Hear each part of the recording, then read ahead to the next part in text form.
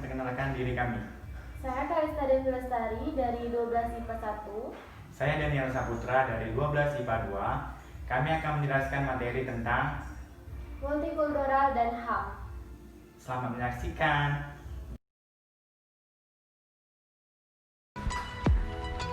Kami mengambil contoh Taman Mini Indonesia sebagai gambaran kehidupan Indonesia yang beragam budayanya.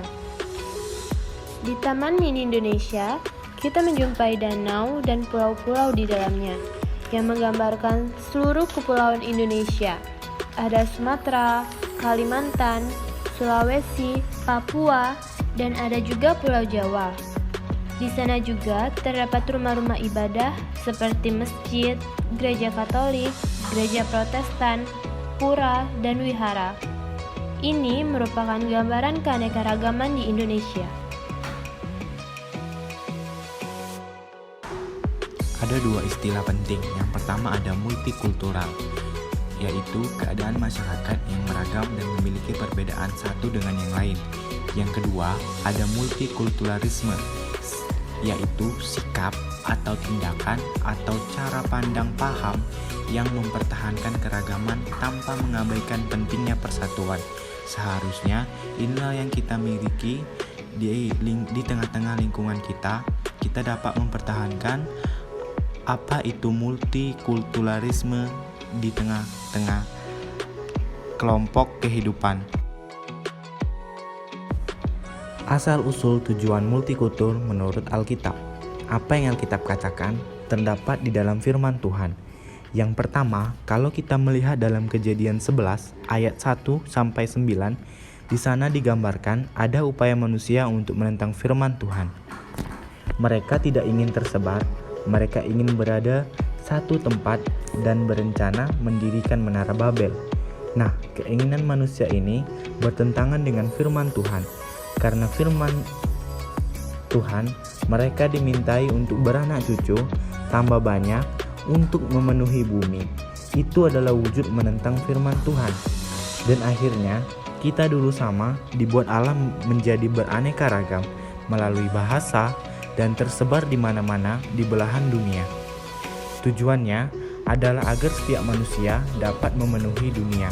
Multikultur dalam kekristenan. Yang pertama, kita melihat dari peristiwa Pentakosta, di mana para rasul berbicara dalam bahasa bangsa-bangsa. Allah menyapa melalui para rasul. Kehadiran Roh Kudus membuat para bangsa mengerti bahasa mereka. Mereka adalah orang Yahudi diaspora. Kita semua satu di dalam Kristus, tidak dibatasi sekat budaya.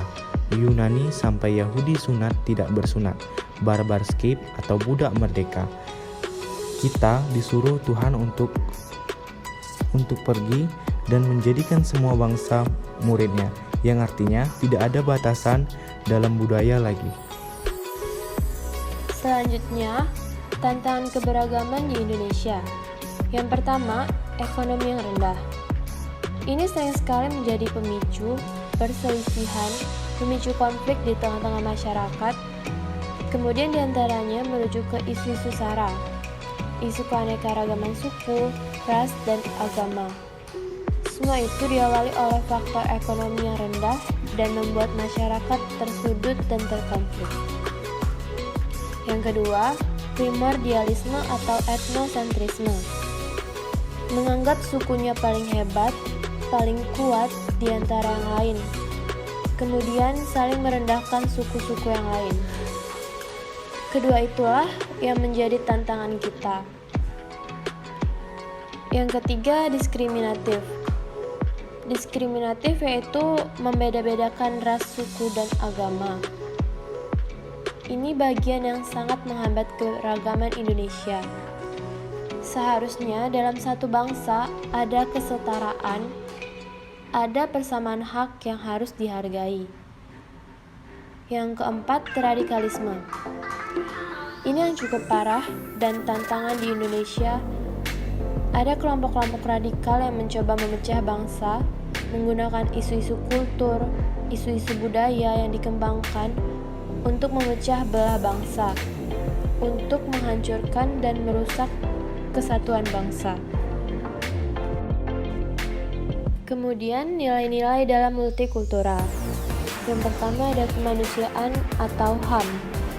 Matius 22 ayat 39. Kasihilah sesamamu manusia seperti dirimu sendiri. Ketika kita menghargai multikultural, berarti kita menghargai nilai kemanusiaan dan persamaan derajat. Ada nilai-nilai kedamaian. Ibrani 12 ayat 14 dan Roma 12 ayat 18. Hal yang kita dapat pelajari adalah ketika kita menghargai multikultural, upayakan kedamaian di tengah-tengah keragaman yang ada.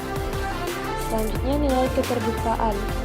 Di Imamat 19 ayat 33-34. Kita harus terbuka kepada orang sekitar kita yang berbeda latar belakang, tidak membeda-bedakan yang artinya adil.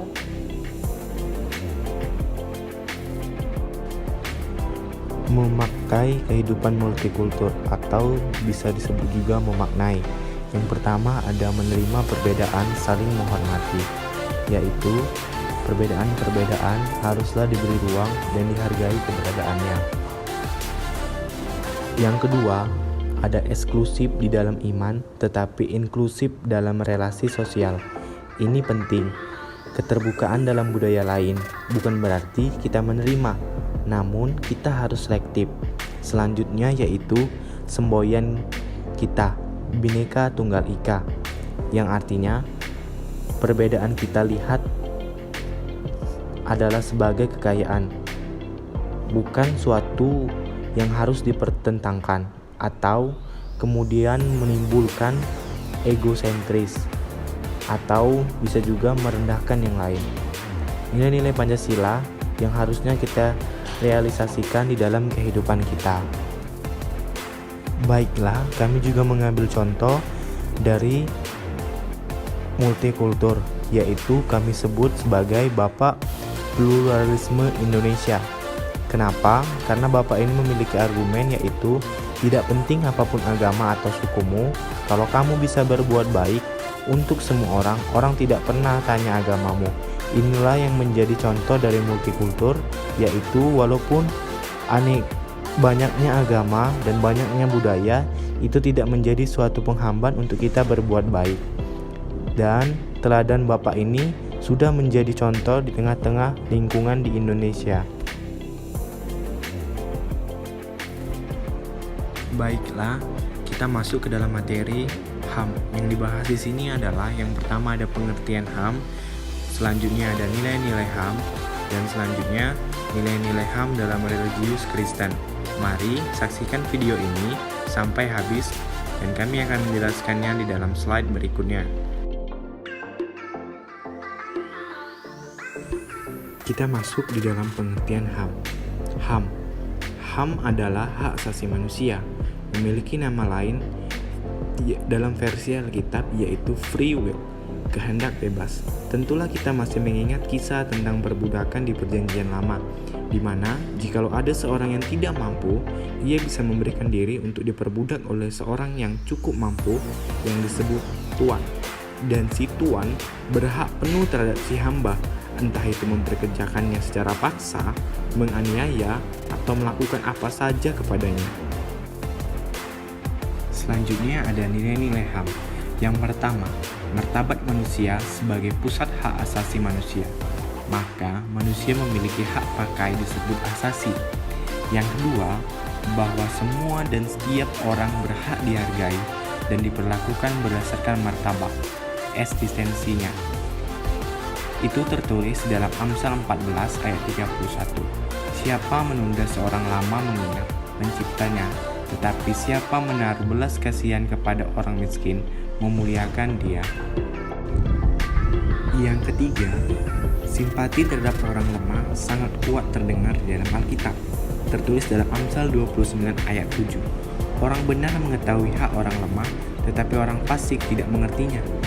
Dan yang keempat, penghargaan terhadap anak sebagai manusia, penuh ketaatan kepada Taurat Perjanjian, keselamatan berakibat pula bagi anak-anak. Tertulis dalam Efesus 6 ayat 4. Dan kamu, bapak-bapak, janganlah bangkitkan amarah di dalam hati anak-anakmu, tapi didiklah mereka di dalam ajaran dan nasihat Tuhan. Nilai-nilai HAM dalam Kristiani. Yang pertama, nilai religius. Menghargai hak asasi manusia berarti kita sedang menaati perintah dan kehendak Allah. Yang kedua, menghargai sesama. Artinya, orang yang menegakkan HAM berarti orang yang menghargai sesama. Yang ketiga, keadilan, yaitu tanggung jawab yang sama dari semua orang untuk saling menerima. Yang keempat, kasih. Tanpa kasih, mustahil seseorang dapat menghormati dan menghargai orang lain dan tulus. Sekian video dari kami. Kami akhiri. Shalom.